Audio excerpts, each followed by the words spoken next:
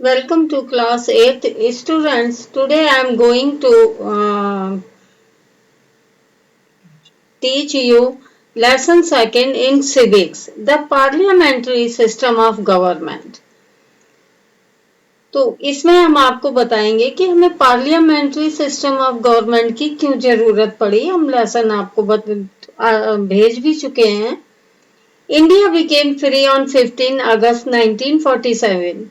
Immediately after independence, the monument's task of framing the constitution fell on the shoulders of our national leaders, who actively took part in freedom struggle. While framing the constitution, the member of the Constituent Assembly kept in their mind factors like white diversity, historical background and socio economic condition.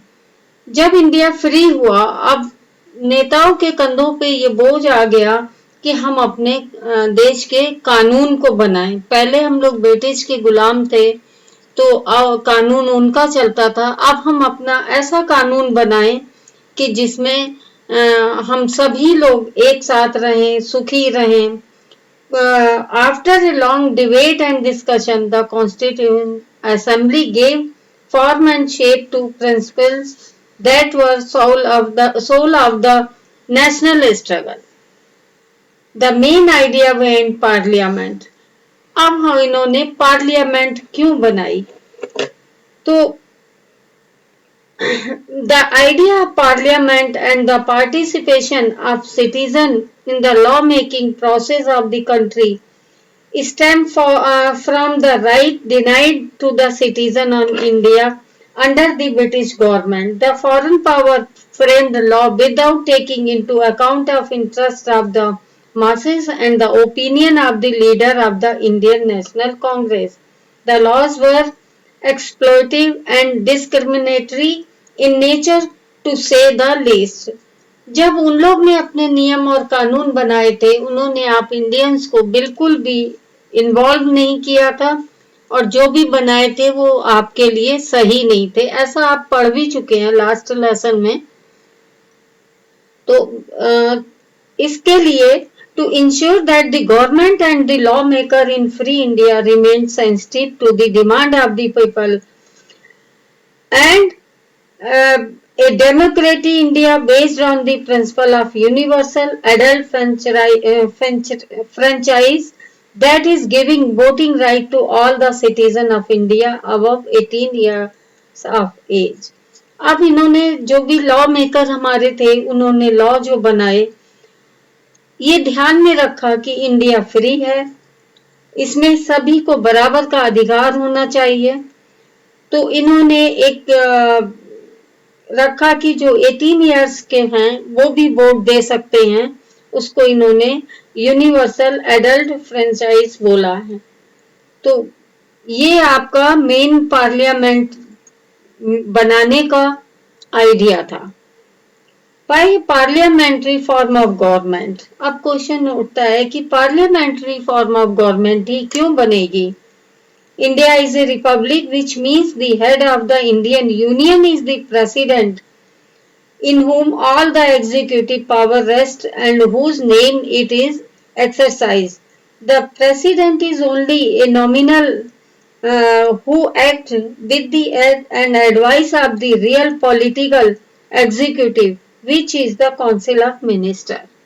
The ministers are collectively responsible to the popular House of Parliament known as the लोक सभा। इन्होंने जब आपके law बने तो यही हुआ कि एक आदमी, एक सेंट्रल में आपकी गवर्नमेंट किस तरह से संभाल पाएगी सभी को। तो इसके लिए इन्होंने दो हिस्सों में डिवाइड किया है। लोकसभा में जो मेंबर होते हैं 545, out of which 543 are elected representative and 2 are nominated by the president from the Anglo-Indian community. राज्य सभा में मेंबरशिप है 245, out of which 233 are elected by state legislative assembly and 12 are nominated by the president. Lok Sabha is called the lower house and Raj Sabha is called the upper house. तो ये दो आपके हिस्सों में बनाई गई ताकि सब जगह स्टेट में, अब सेंट्रल में जो आपकी गवर्नमेंट बैठी है वो स्टेट की हर बात को कैसे एकदम से देख पाएगी, तो स्टेट की रेस्पॉन्सिबिलिटी स्टेट में दे दी गई ताकि आप वहां पे अपना देखिए। और उसकी इंफॉर्मेशन मीटिंग एक जगह होती है, पार्लियामेंट जब बैठती है तो हर चीज के क्वेश्चन आंसर सब होते हैं। Following the British pattern, the Constitution of India has adopted both at the union and state level the parliamentary form of government with ministerial responsibility resting with the popular house. If the government loses the support of the legislature, it has to resign. The founding father of our constitution chose the parliamentary form of government as they had gained some experience of operating it under British rule and felt that it was advantageous to continue with established institution. आपके कुछ लोग जो थे उन्होंने अंग्रेजों के साथ बैठ के इस पे काम भी किया था, उन्हें एक्सपीरियंस भी था। उन्होंने इसको हिस्सों में डिवाइड करने का मतलब उनका यही था कि सभी कुछ बहुत अच्छे से चले। In a highly society with a vast size like India, they believed that the parliamentary form was best suited to accommodate and varied interest of the people of India. आपको बहुत सारे रूल्स मिले थे, फंडामेंटल राइट्स मिले थे, वो आपके बिना गवर्नमेंट को डिवाइड करे काम नहीं चलता। आप हर बात के लिए सेंट्रल गवर्नमेंट के पास थोड़ी ना जाते। जहाँ पे हम लोग रहते हैं, हम अपनी कोई भी प्रॉब्लम है अपनी स्टेट में पहले लेटर लिखते हैं या फिर हम अपने डिस्ट्रिक्ट में पहले बात करते हैं, डिस्ट्रिक्ट से हम फिर स्टेट में बात करते हैं। ऐसा थोड़ी ना उठ के मुंह उठाया और हम दिल्ली चल दिए और अपनी बात कह दिए, कौन सुनेगा हमारी बात को। तो इसलिए ये आपकी पार्लियामेंट्री फॉर्म ऑफ गवर्नमेंट आपकी इतनी बड़े कंट्री के लिए सही थी। The union parliament, its three components. The Constitution provides for the Parliament of the Union of India. It has three components, namely the President of the Union, the Rajya Sabha and Lok Sabha. अभी हमने आपको राज्यसभा और लोकसभा के members के बारे में बता ही दिया है। Although the President is not a member of either House of Parliament, nor he or she sit there, yet he is an integral part of it. We have a federal system in our country. Under this system, the parliament must have two houses. So there is one house which represents the entire people called the Lok Sabha, and there is other house called Raj Sabha representing 29 states and 7 union territories. अभी आपकी union territories 8 हो गई हैं, including the national capital territory of Delhi. The existence of both these houses is a basic requirement under the federal government system. The Rajya Sabha is the upper house of the parliament. It is also called the Council of States. अब देखिए आपको क्या होता है कि इसमें member जो हैं वो इलेक्ट किए जाते हैं। 2 मेंबर आपको पहले ही बताया गया, 12 मेंबर जो हैं वो प्रेसिडेंट नॉमिनेट करते हैं अपनी तरफ से, और ऐसा नहीं है किसी को भी नॉमिनेट कर दें, देख समझ के ही नॉमिनेट होते हैं जो इसके लायक होते हैं। अब जो दूसरे वो 12 मेंबर नॉमिनेट करते हैं उनको हम कैबिनेट मिनिस्टर भी कहते हैं। ये हर फील्ड में, these are eminent person from the field of literature, science, art, sports and social service. They are nominated for 6 years with a provision that 1/3 shall retire after every 2 years. इनमें से हर उसमें ये 4 मेंबर को retire करते हैं हर 2 साल पे, फिर दूसरे नॉमिनेट करते हैं। Actually, these nominations are made by the President on the advice and recommendation of the Prime Minister. Prime minister की सलाह करके ये ऐसा करते हैं। Election to the Rajya Sabha. The member of the Rajya Sabha from each state are elected by the member of the legislative assembly means lower house of that state by means of proportional representation though the single transferable vote system। आपका election कैसे होता है? Voting system से होता है। आप जानते भी हैं कि इलेक्शन कैसे होता है।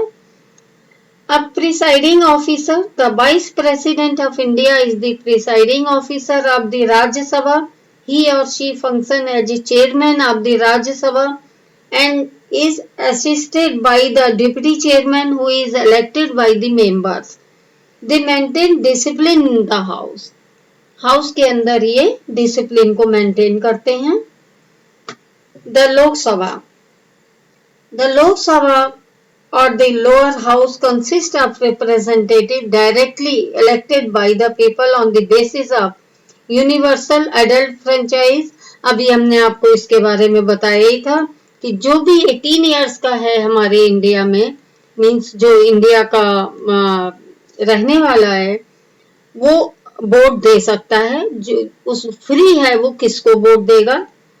Even though it is called the lower house, it is more powerful because in it resided the will of the people. हम लोगों की इच्छा पे डिपेंड करता है कि हम किसको वोट दें। ऐसा जरूरी नहीं है कि हम जिसको नहीं चाहते हैं उसको वोट दे दें, ऐसा कुछ नहीं है। Special provision are made for the reservation of seats for the schedule caste and schedule tribes.